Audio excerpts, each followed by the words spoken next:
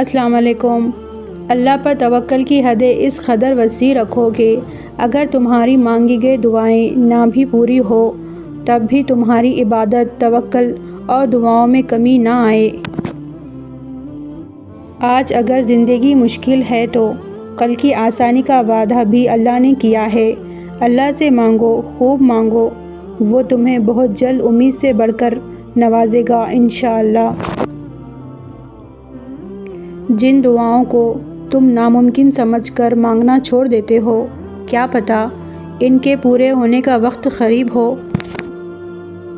جب اللہ کی رضا کے بغیر اس کائنات کا ایک پتا بھی ہل نہیں سکتا تو پھر تمہارا دل کا بار بار اللہ سے رجوع کرنا، اس سے مانگنا بے وجہ نہیں ہے، جو ہاتھوں میں اتنی جان ڈال دیتا ہے کہ وہ دعا کے لیے اٹھ سکے اور پھر ان اٹھنے والے ہاتھوں کی لاج بھی رکھتا ہے۔ کبھی سوچا ہے اگر اللہ کو آپ کی دعا قبول نہ کرنی ہوتی تو وہ بلا وجہ آپ کے دل کو ایک ہی دعا پر کیوں روک دیتا؟ اگر قبول نہ ہونی ہوتی تو اللہ آپ کا دل بدل بھی تو سکتا تھا۔ اے اللہ، مجھے آنے والے بہترین دن عطا فرما اور میرے نصیب میں ایسا لکھ دے جس سے میرا دل خوش ہو، مجھے ذہنی سکون عطا کر اور میرے معاملات کو آسان کر دے، آمین ثم آمین۔ جو کچھ بھی تم اللہ سے رو کر تڑپ کر مانگتے ہو، دیکھنا ایک دن حقیقت میں تمہارے سامنے ہوگا انشاءاللہ۔ دعاؤں کا مسلسل تمہارے لبوں کی تسبیح بن جانا اللہ کی طرف سے تمہارے لیے قبولیت کا ایک اشارہ ہے، اور دعائیں مانگتے رہو، اسے اپنے بندے کے اٹھے ہوئے ہاتھوں کی لاج رکھنا آتا ہے۔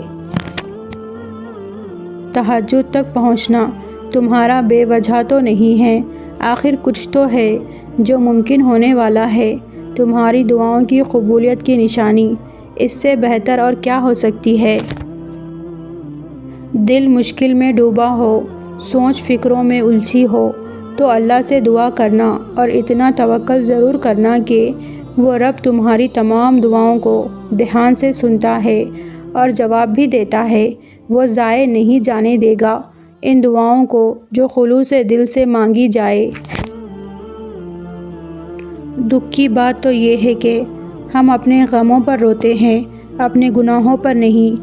ہمارا اللہ سے رشتہ ایسا ہے کہ ہم صرف اپنے غم، دکھ، درد، حاجات اور شکایت پر روتے ہیں، اپنے گناہوں، نافرمانیوں پر نہیں، ورنہ ہمارے اپنے گناہوں پر رونا ہمارے غموں کا علاج بن جائے۔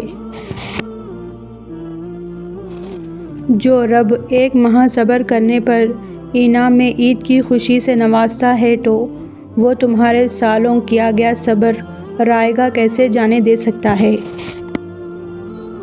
جب کچھ نظر نہ آئے تب بھی اللہ پر توکل کر کے چلتے رہنا، عنقریب وہ ایسے دروازے کھولے گا جس کی وسعت آپ کو حیران کر دے گی۔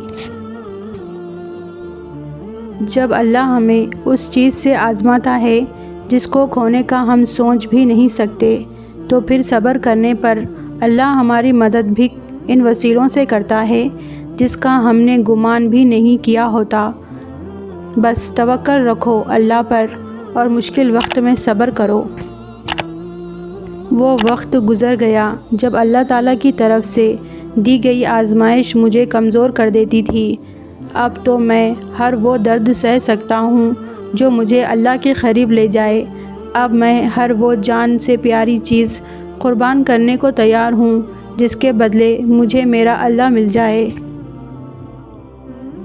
میں نے اپنی قسمت کو اللہ پر چھوڑ دیا ہے، اس لیے نہیں کہ اللہ بہتر کرے گا بلکہ اس لیے کہ اللہ سے بہتر کوئی نہیں کر سکتا۔ اور جب اللہ کی مدد تمہارے لیے آئے گی تب تمہارے آنسوں، تمہارا تڑپنا اسے خوشیوں میں بدلتا نظر آئے گا کہ تم حیران رہ جاؤ گے۔ نشانی ڈھونڈ رہے ہو تو بس جان لو اور خوش ہو جاؤ، اللہ کا کن ہونے والا ہے اور وہ ایسا ہوگا کہ تم شکر کے سجدے میں سر نہیں اٹھا سکو گے۔